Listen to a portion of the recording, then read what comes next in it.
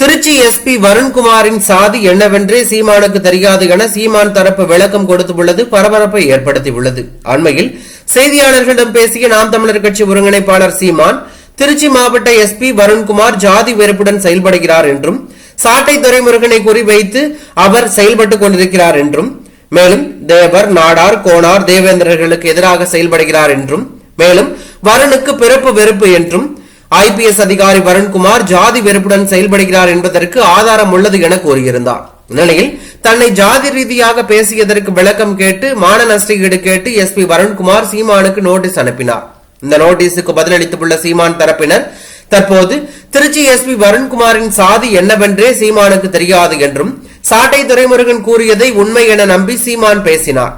எஸ்பியை சாதிய ரீதியாக இழிவுபடுத்தும் எண்ணம் சீமானுக்கு இல்லை என்றும், வருண்குமார் எஸ்பி மீது தனக்கு எந்த வெறுப்பும் இல்லை என்றும், அவர் வளர்ந்து வரும் அதிகாரி, டிஜிபி வரைக்கும் அவர் போவார்.